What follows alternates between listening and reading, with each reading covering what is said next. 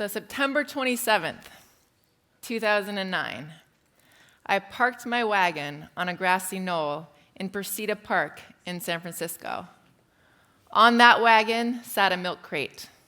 Bungee corded to that milk crate was the ice cream machine I'd spent the last 2 years designing, inventing, and developing. Under the milk crate was a battery pack I built out of an old motorcycle battery, rewired and reconfigured to power that ice cream machine for about 4 hours on the streets. To the right of the wagon sat a tank of liquid nitrogen, and to the left of the wagon was my cooler, which held the fresh ingredients of the day. I picked up my phone, and I scrolled over to the Twitter app. I tweeted my location, the flavor of the day, and I ended with, "Come and get it before I sell out, or before the cops come." 2 years after I graduated from this place, from Stanford Graduate School of Business, that was my life.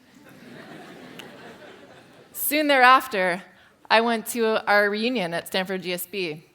And I was talking to a classmate, and she'd asked me, "So what are you up to?" And I said, "Quite honestly, I'm selling ice cream on the street." And another classmate who'd partially overheard us came over and said, "Oh, you're on Wall Street." Now that was the moment I realized just how far off of the beaten track I had gotten. So how on earth did I get there, you guys? Well, it's a long story, but I'll do my best to tell it in about 9.5 minutes. So let's rewind. I was 4.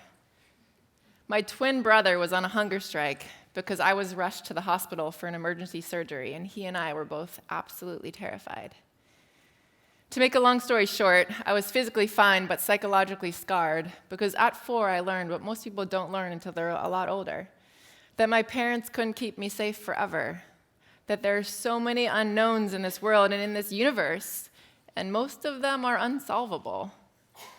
And my mind's energy when I was a kid spent a lot of time actually trying to solve those unsolvable things and focusing on the what-ifs that often consume me. So I found myself grasping onto the things that made me feel connected with the present and that had the promise of joy, even if joy was only momentary. Naturally, one of those things was ice cream. My mom used to tell me that she and I both had 2 stomachs, and one of those stomachs was solely reserved for ice cream. I still believe that, by the way. I also fell in love with sports at an early age. Not only am I a very, very, very competitive person, just ask my family, but I also loved the feeling of being in the zone when everything else melted away except what was right in front of me. But the thing about sports is that unless you're good enough to become a professional, and unfortunately I wasn't because I was too scrawny, unless you're good enough, sports naturally come to an end. So after college, I found myself in the corporate world. And candidly, in the corporate world, I felt lost and empty. So my mind brought me back to ice cream. If you think about it, ice cream is all about being in the present and indulging in that moment and making it the best it possibly can be. In contrast, think about frozen yogurt for a second. Now, frozen yogurt is all about overanalyzing and sacrificing joy in the present. But ice cream is about the here and the now. So I came to Stanford GSB, and I dove headfirst into entrepreneurship classes, and I focused on ice cream. I started looking at the back of ice cream cartons, and I was surprised at what I found. There were all these ingredients that I could barely pronounce, emulsifiers and preservatives and stabilizers. And I realized, holy shit, excuse my language, but holy shit, ice cream is not about the present anymore. It's being tarnished and contaminated for shelf life concerns. It's not about taste anymore. This was sacrilegious in my world. This was blasphemy. I needed to restore order to the universe. I also started becoming a super nerd in ice cream. I studied the science behind it, and a lot of the science of ice cream comes down to ice crystal formation. The gist is that the faster you freeze ice cream, the smaller the ice crystal can be because it doesn't have time to grow. And the smaller the ice crystal is, the smoother the texture can be. Enter liquid nitrogen. Cold, check that box. Liquid nitrogen is actually negative 321 degrees Fahrenheit. So I had this aha moment. If I could freeze ice cream that cold, then I could freeze it so fast that I could actually freeze it to order in about 90 seconds. And if I could freeze ice cream to order, then I could throw all of those extra ingredients out the window and not worry about shelf life. I could make ice cream about the present again. So naturally, I started tinkering in my backyard. I started renting a tank of liquid nitrogen from the local welding shop. And I bought a bunch of parts off Craigslist, filters, old mixing parts, and duct taped them together. Duct tape is my favorite tool. So I duct taped them together and started making ice cream for anyone who would eat it. I even catered a friend's wedding in business school. And I learned that it's actually really, really easy to make ice cream with liquid nitrogen. Unfortunately, it's really hard to make it well. And why is that? It's because liquid nitrogen is so cold that everything actually just wants to stick together, and it's really easy to form ice balls and to freeze very inconsistently. So I graduated from Stanford GSB without a job, and I told my parents, I'm going to build a machine that perfects this art of making ice cream with liquid nitrogen. They probably thought I was quite mad, but luckily they're very supportive and never told me that. So I spent the next 2 years in a basement workshop building prototype after prototype after prototype. And unfortunately, all those prototypes failed because they did not make ice cream that was any better than what was out on the market. And we set our bar incredibly high. It had to be the best.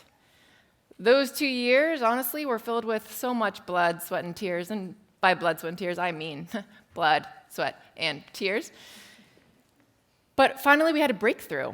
We realized that we needed something that scraped every surface of itself so that all particles of the ice cream were in motion at all times so that nothing could stick. We developed a set of double helical beaters that not only, when they were moving in a downward motion, they not only scraped every surface of themselves, but they also compressed the ice cream into itself to churn an exceptionally small ice crystal.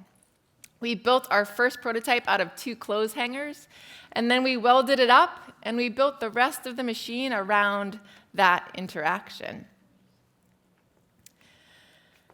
That has now become a patented piece of double helical beaters, and we also started developing software that actually sensed viscosity so that the machine can actually stop when the ice cream is the perfect texture. I named this machine Brrr, B-R-R-R, and I became the first ever Brrrista. And I started writing patents in my spare time. And yippee-ki-yay and hallelujah! I could make the best ice cream in the world. It was the freshest. It was the purest. It was the smoothest. But timing is everything. And it was 2009.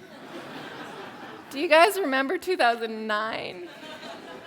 It was not the best time to start an ice cream company. It was probably not the best time to start any company.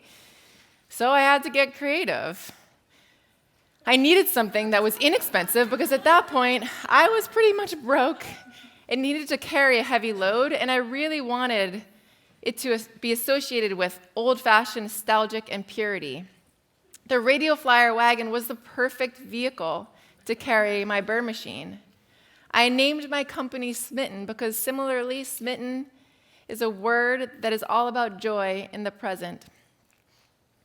And this brings me back to that day on the grassy knoll, the first time I ever served ice cream on the street. And I will tell you guys, when I was selling ice cream on the street, I was totally and utterly in the moment.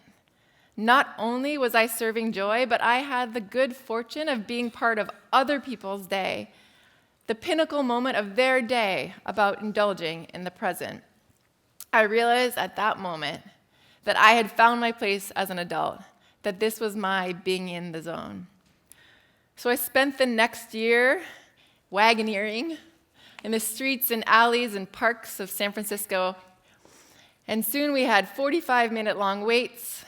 And at some point, we were actually number one on Yelp for all restaurants in San Francisco.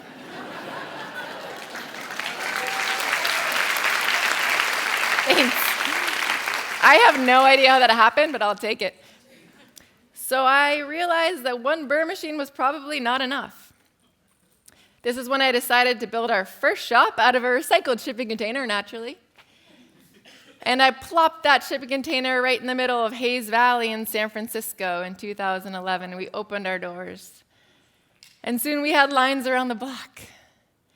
Now, 5 years later, we have 6 shops open, with 4 more shops opening this year. By the end of this year, we're going to have 10 shops open, and we're going to employ almost 200 people. Now, thanks.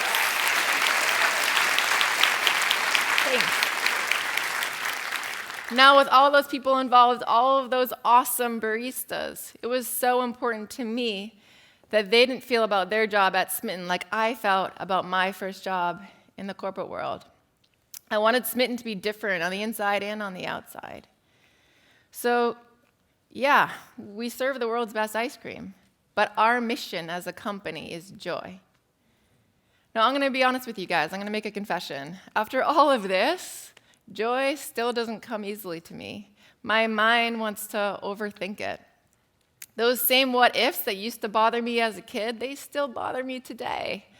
And now that I'm a mom, honestly, there's so much more to fear because my son, he's my everything, and there's so much that could happen. But if I let that fear consume me, then I don't get to enjoy the intoxicating moments of being a mom. I can focus on my anxiety, or I can fill my day with as many joyful moments as I possibly can. Basically, what I like to say is it all comes down to, or what I like to say is it all melts down to one simple truth. Embracing joy is the best way to cope with being human. Thank you all so much.